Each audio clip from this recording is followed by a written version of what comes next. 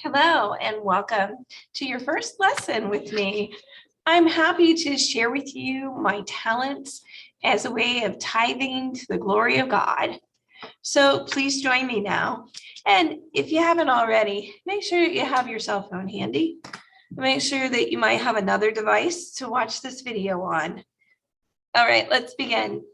Now, first, 50% of you are already going to have a Gmail account and you just don't remember making one. Yep. If you are an Android user, you have a Gmail account. This is my Android phone, a Samsung Galaxy 8, an older one. And you will know if you have an iPhone, okay? But if you have an Android, you made one. So we're going to talk about real quick how to find it on an Android. And then I'll just jump right on in and everyone, including iPhone users, can join us. Let me share my screen with you and we will begin this lesson shortly. All right, so down here is a nice graphic that I made demonstrating the choice between Android and iPhone, typically a little smaller, though that's not always going to be the case. Whoever helped you set up your phone already knows that you have a Google account. It's just that you don't remember what it is. So I'm going to ask you on your phone, and if you're watching on your phone right now, you can actually pause this video by tapping it. I want you to pull down from the top with one of your fingers and get these options. We're looking for the cog wheel, and I'm saying C-O-G, cog, also known as the settings, the wheel or gear. Some people call it a gear. It looks like this. Okay, and when you do that, and I'm doing it on mine at the same time I'm showing you, I want you to notice that there's accounts and backup on here, and that is what you want to see. And so when I hit mine, I am going to then go to the word accounts, and it opens up a viewing area where I can see everything that's tied to my Dropbox, that's tied to my email. I can see my clerk of session email in there. I can see my work email and my personal email, all those things. I can see things about my Prime Video account, my TikTok, my Skype, you name it, my WhatsApp. Okay, so you're going to look through there, and obviously now it's coming to you as to which one is your email. And mine is listed right there with a red email icon and says email underneath of it. So go ahead and grab yourself a pen or paper and write that down because you have an email. All right, so now we'll slip into the portion where everyone can participate, even if you have an iPhone.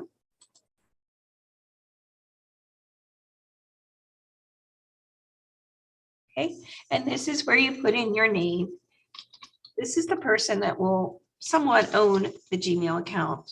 Here is your username. That is the first part that comes before Gmail. That's the one where you get crafty. And so I've gotten a little crafty with this one as I look forward to perhaps doing some things with the children, and I want to be able to have an alternate email. It looks like that is taken. So look at what I will do. I will put in the year that they came to be with me. And so I am also taking a moment to write this down on a piece of paper. Now, as far as the password goes, I have several passwords that I like to use. I'm not going to tell you what they are, but they are ones that I flip-flop back and forth in my life. Okay, I don't necessarily make a brand new one here. And I'm noticing that you actually have to have a mix. You have to have a capital letter.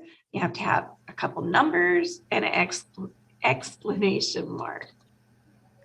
On this next screen, you will see a verification. They need your mobile phone number if you have a smartphone. If you don't have a smartphone, then you need to have checked a different way to proceed. Your recovery email address should include someone's, like a friend, or maybe an email that you already have that you check frequently. I do not recommend our local provider.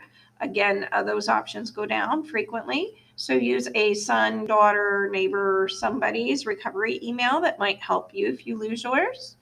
And also you will need to put in your date of birth, and we will be checking yes to the terms and conditions in a moment. Now on your mobile device, you'll receive a text message and you have to open it up fully to see the code that you are to type in. When you hit verify, this just verifies that you're a real person and that it legitly is in the correct location. You wouldn't want someone in a foreign country trying to get an email for you if you lived in the United States. And so again, just hit accept to all these perimeters, and then you should be complete. Let's see. Yep. I don't mind video calls. You want to do all that. Definitely hit agree. Otherwise, you won't be able to use Google. And I've never really had any big problems with it. I realized, like everything in the world, my username and password can be compromised. I don't do any illegal activity on here. If I wanted to do something that was cryptic, I'd certainly have to go use another service. I'm going to hit OK to this. This is my new Google account. Now, how much easier can life be? They even give you a little tutorial in there.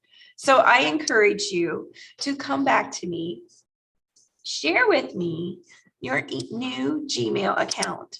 And you have my email already. Just send me a little message right there by hitting compose. This is so much brighter, clearer.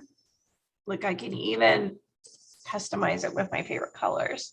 Yeah, and you and I and church, we will seamlessly be able to contact each other.